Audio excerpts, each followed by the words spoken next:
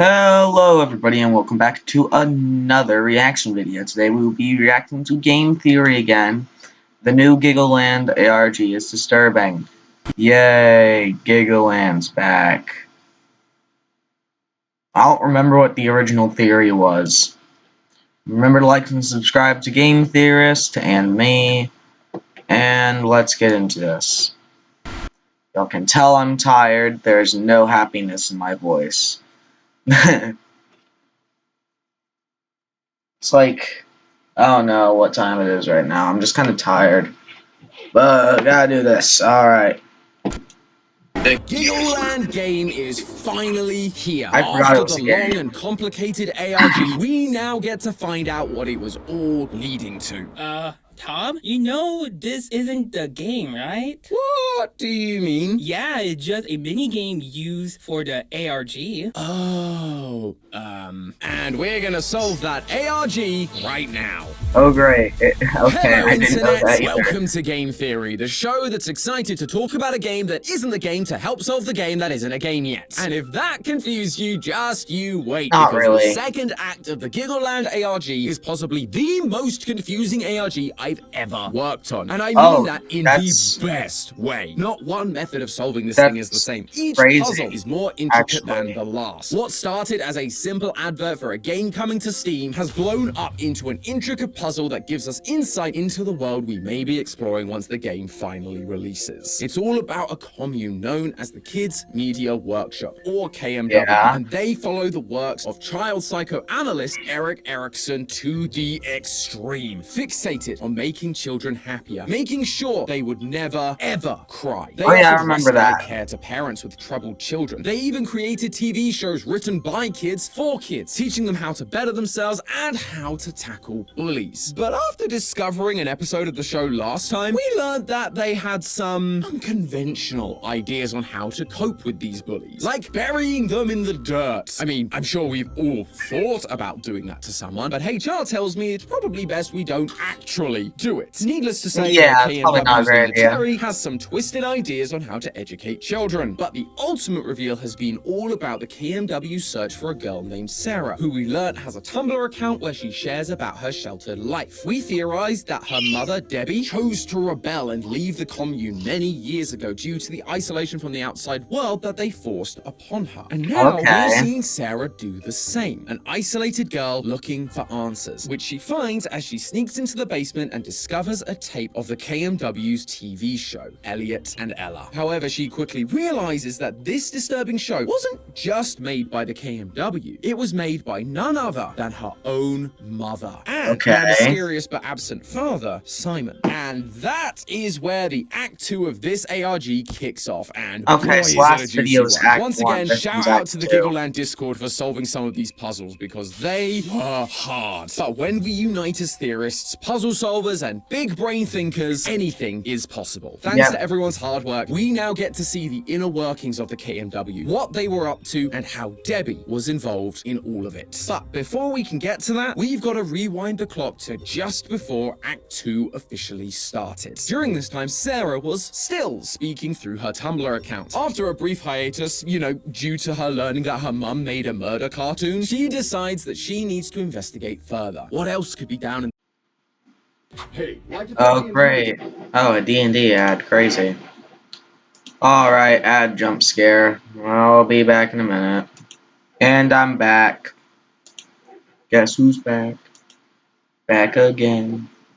Alright.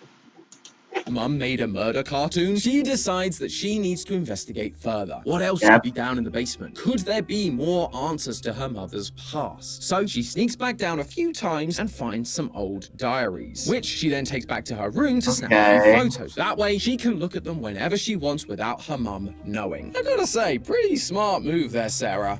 Except that when she goes to put the diaries back into the basement, we get this final message. Someone just opened the basement door. Sounds like Oh. Debbie finally caught Sarah in the act. And given how controlling Debbie has been before this, and the fact that Sarah is no longer posting, it probably means that Sarah's phone and laptop privileges have been revoked. Okay. And just before she could post the photos of the diary too. That would have been so much help. This set the scene for the second act of the Giggleland ARG, because around that same time, Giggleland posted on the official Discord server that their website had been updated. According to them, they'd fixed all of the bugs. But in the world of ARGs, that usually means there's some new stuff to start investigating. Yeah. Although, at first, it does actually kind of just seem like they did what they said they'd do. They fixed it. There's no weird symbols, slanted images, or the general ARG horror stuff that you would expect. But despite the KMW's attempts to fix everything, a few errors did slip through the cracks. In the top left corner under the KMW logo, there is a flashing visitors counter. Only it wasn't showing us a number, but a random string of letters. Letters that looked just like the end of a URL. But for once, it didn't work at the end of the Giggle.land website, so there must be somewhere else we need to look. And that somewhere is the guest book. We didn't talk much about this guest book last time, but it was filled with a bunch of random symbols that couldn't be translated, so we just kinda left it. But now, the guest book page has a statement explaining that the guest book is permanently closed due to said glitches. However, while it looks like a totally normal message, there's more to this thing than meets the eye. The statement says, "We know many users valued the guest book as a place to paste messages, ideas, or snippets of text, and we encourage you to find safe, dedicated alternatives to continue sharing."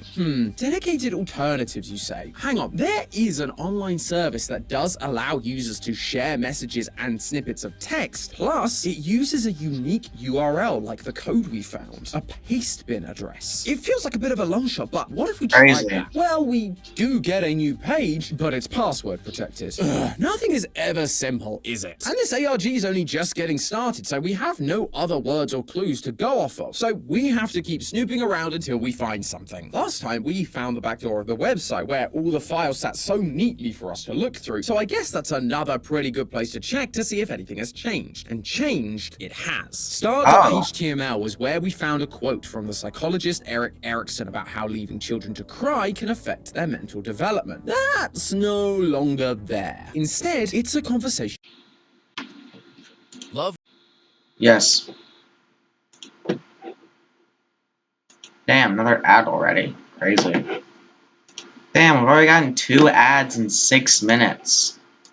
Between two people. Some of the text has been redacted, but basically they're talking about a kid that's been crying. But the weird part is that he's afraid he's going to be fed to a tree. That's weird, right? Yeah. But the vibes felt strangely familiar to that episode of Elliot and Ella in the previous ARG, where Elliot stood up to the bullies by burying them. Could this kid be describing another creepy episode of the show where the bad kids get fed to the tree? It's something to think about, but there's a more important detail here for right now. Discord user Cass discovered that the font used on this page is actually different from the others. Some of the capital letters are not in the right order. S is where A should be, F is where B should be, and we don't see those letters appear in the font data. User Rinchi also noticed that the start of each line begins with the same letters that are incorrect in said font data. So by writing all of those letters down and then replacing them with the correct letters, S equals A, F equals B, L equals C, and so on, we get the word crybaby, which once again ties us back to the teachings of Erik Erikson and his belief that leaving a baby to cry would seriously affect the child's trust in people. Maybe we're about to dive into the psychology of children a little more. So let's put the word crybaby into our locked paste bin to see if that would unlock it. Guys, I'm in. What juicy lore is waiting for us behind this password barrier? More hints towards the KMW, their plans, their evil killer mascots? Sadly, no. All that awaited us were 2 words. Fun brew. Ha. Not exactly sure what that means. Is this a new kind of homebrew D&D campaign? Or maybe it's just a fun kind of tea. Although brewing a classic cup of Yorkshire tea is fun already, so I have no idea how they would top it. I guess we'll just have to pocket this little clue for later and keep digging around the Giggleland website to see where it goes. Another page we briefly mentioned last time but didn't really go anywhere was fun.html, which has a bunch of images of Elliot Elliot looping round and round. But once again, I'm happy to report that it too has received a very small change that gives us something to work with. It's a blink and you'll miss it kind of moment. By going to the asset folder of Giggleland, you can find that this image of Elliot is actually a GIF. And by extracting each frame of the GIF, we get a QR code. So you may notice that it's a little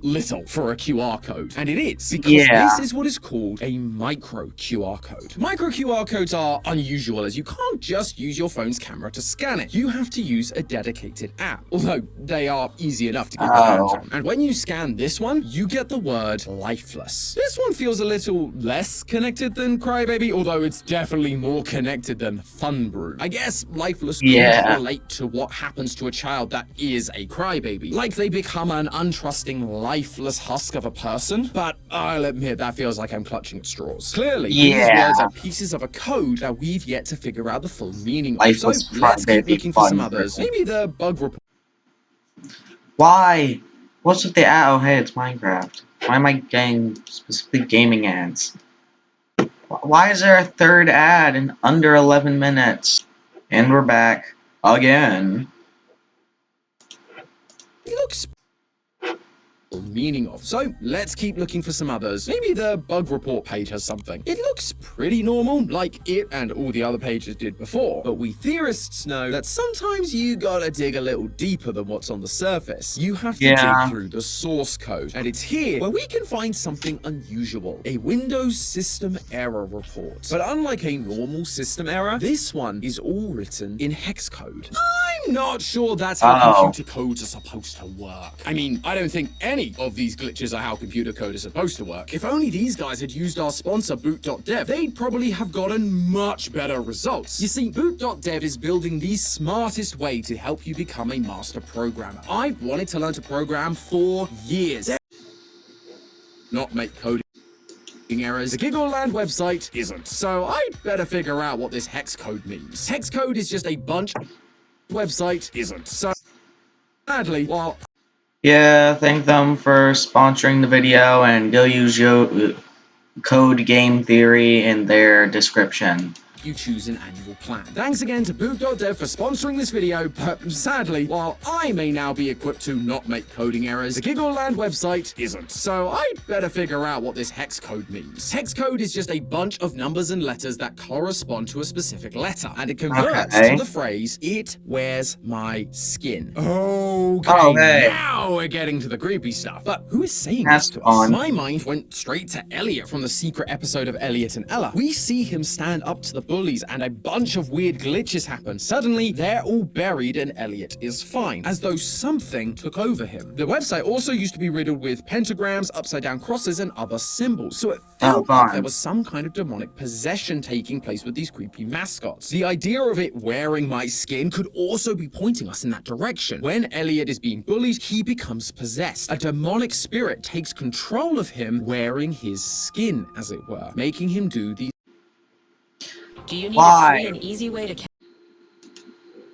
Why is there so many ads in this one video? Jeez, why are there so many ads? I didn't do anything to you. These horrible things.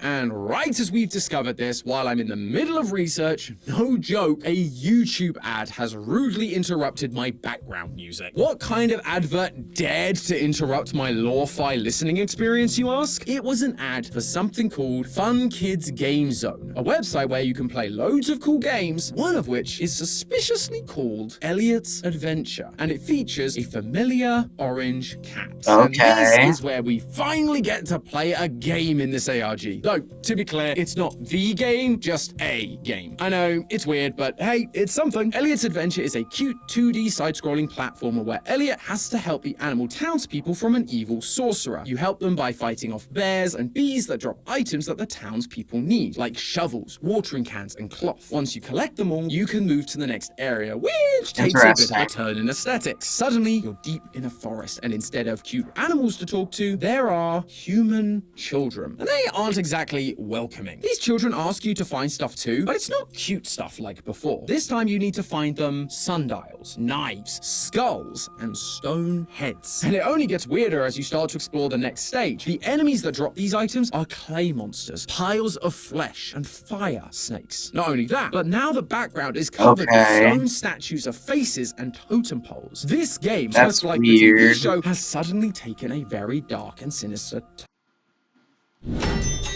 Jesus, why? Stop giving me so many ads. I mean, is that 6 now?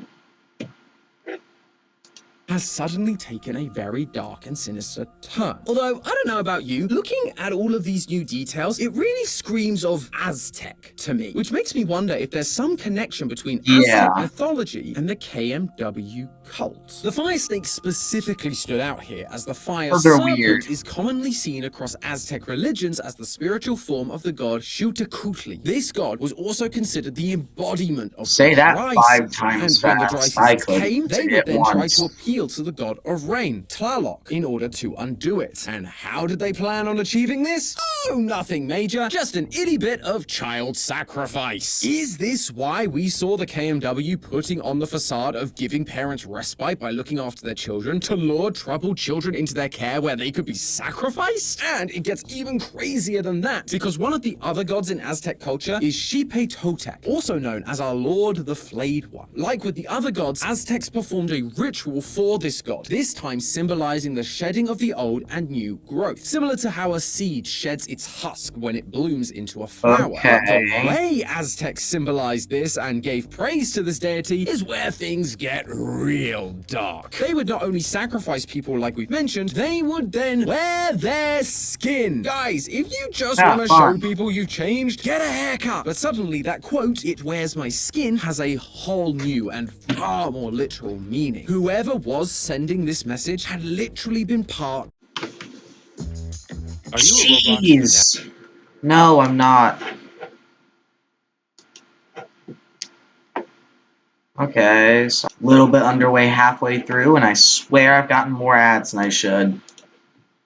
Of the ritual, becoming the skin that someone wore. Ugh, I hope this isn't what's happening in this story, but the pieces are just fitting together all too nicely. Perhaps the ending of Elliot's adventure will confirm or deny this chilling comparison. There are a bunch of different endings in this game, and all of them are weird in their own ways. When you complete the game normally, it suddenly cuts to everyone cheering for Elliot. Despite never encountering the sorcerer, apparently you somehow defeated them. But then it cuts to black and red text appears. What did you do to the sorcerer, Elliot? And then the game reboots. If this sorcerer is supposed to appear after you collect the strange Aztec items, it could be one of the Aztec gods we suspected is at the center of this evil child cult. Another ending comes from giving rare items to the NPCs. If you give a blanket to one of the children in the second village, she tells us this is a blanket that her family gave her, and now she wants to go back home, but she is told she can't. Once this conversation ends, an image is automatically downloaded to your computer. This image is of a man called Rene Spitz, another child psychoanalyst like Erik Erikson. He was known for his study of children's development when they were deprived of a